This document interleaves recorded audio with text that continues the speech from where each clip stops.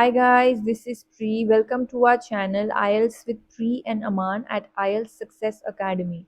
If you are new to our channel, consider subscribing our channel and make sure to hit the like button and also share it with your friends. So in this video, we will be doing a cue card that is amongst the May to August 2024 speaking topics. So in this video, I will also be using Hindi translation along with my English explanation. If you do like this format of video, please do let me know by commenting below. So let's look at the topic. Describe a place, city or town that is good for people to live in. You should say where it is, how you knew this place, what it is like, and explain why it is better than other places to live in. तो question ये बोल रहा है कि एक city या फिर एक टाउन दैट मीन्स एक शहर के बारे में बताइए या एक छोटा शहर या विलेज के बारे में बता सकते हैं जो लोगों के रहने के लिए अच्छा माना जाता है। आपको बताना है वो कहाँ है, आपको इस जगह के बारे में कैसे पता चला, वो जगह कैसी है और वो जगह बाकी जगहों से क्यों ज्यादा बेटर है। ठीक है, so let's look at a sample answer that I have created for you all. Different people have different perspectives and select an ideal place to reside based on a variety of factors, including landscape, employment opportunities,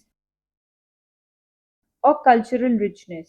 And today, I would like to speak about the city of Dehradun, which is a cut above the rest and is located in the state of Uttarakhand in northern India.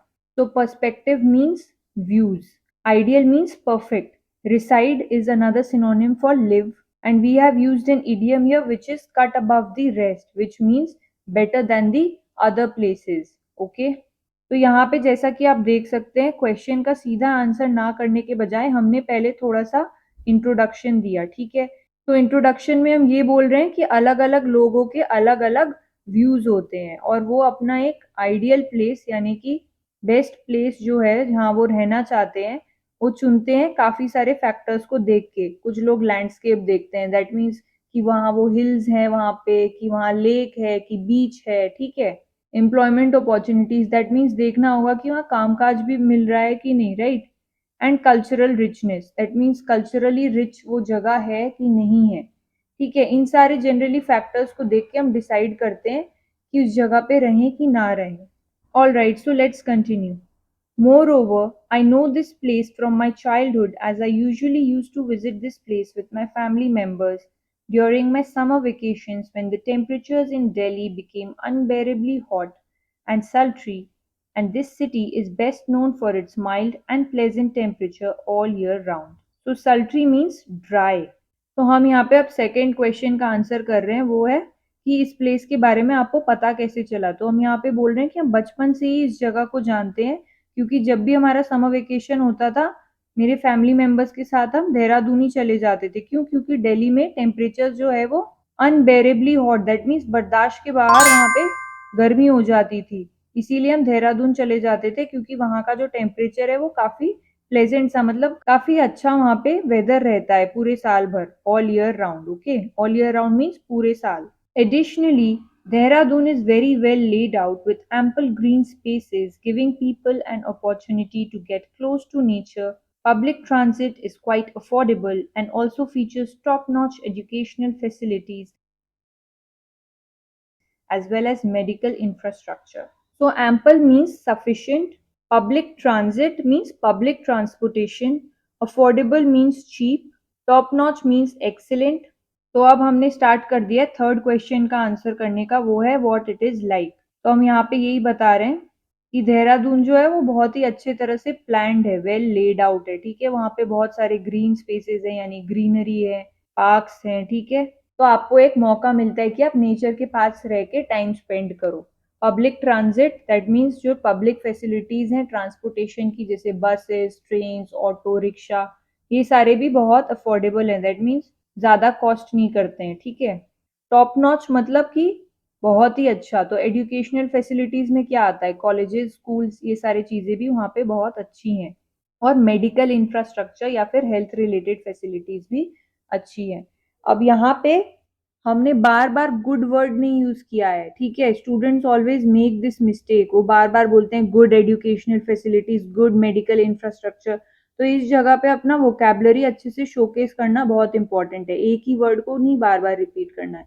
तो हमने यहाँ पे अलग अलग word use किए, top notch हमने use किया, public transit के लिए हमने बोला अफोर्डेबल है, ठीक है। Besides that, it also showcases a culturally rich heritage and tradition and is in close proximity to Hindu pilgrimage sites like Rishikesh and Haridwar, which is an icing on the cake. So we have used another idiom here, which is icing on the cake, which means to make a good thing even better. So close proximity means close distance, okay?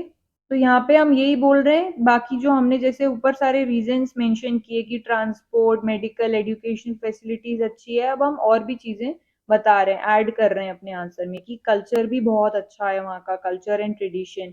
दूसरी चीज है कि वो तीर्थ स्थानों के भी बहुत पास है, जैसे कि ऋषिकेश हो गया या फिर हरिद्वार हो गया, ठीक है। और हमने यहाँ पे एक इडियम भी यूज कर लिया, आइसिंग ऑन द केक।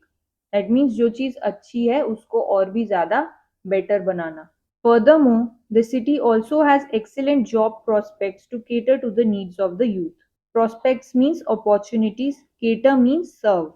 तो यहाँ पे हम यही बोल रहे हैं कि जो यंगस्टर्स हैं उनके लिए भी वहाँ पे बहुत अच्छी जॉब अपॉर्चुनिटीज पाई जाती हैं, तो इसीलिए भी वो जगह अच्छी है, राइट। अब ऑब्वियसली कोई जगह में रह रहे हो तो डिफरेंट फैमिली मेंबर्स जो हैं वो अलग अलग चीजें देखेंगे, तो जो यंगस्टर्स हैं वो देखते हैं कि वहाँ पे जॉब वगैरह अवेलेबल हैं कि नहीं, राइट। जो थोड़े सीनियर्स हैं वो देखते हैं वहाँ पे थोड़ी ग्रीनरी होनी चाहिए, और जिनके फैमिली में किड्स हैं वो लोग देखेंगे एजुकेशनल फैसिलिटीज भी है कि नहीं वहाँ पे अच्छी। तो हमने सारे ही पॉइंट्स अपनी आंसर में कवर कर दिए, राइट। क्योंकि क्वेश्चन में था ना good for people to live in, तो हमने सारे एज ग्रुप्स को कवर कर दिया अपने आंसर में। Finally, I feel that Dehradun has a reduced cost of living as compared with other metropolitan cities, while at the same time not compromising on essential and basic necessities like accommodation and accessibility, as well as providing the extra benefit of experiencing a pollution free environment.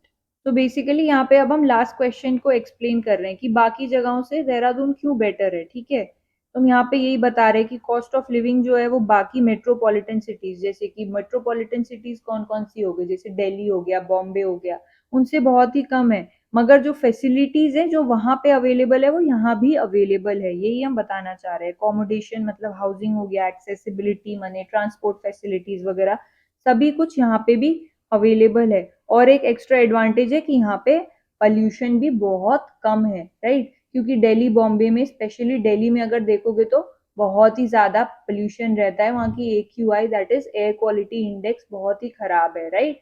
People को बहुत सारे problems हो रहे हैं, respiratory problems, asthma, ये सारी चीजें। तो देहरादून में अगर रह रहे हैं तो ये भी एक एक्स्ट्रा फायदा मिल रहा है। So that's what we are saying here. Thank you for your time everyone.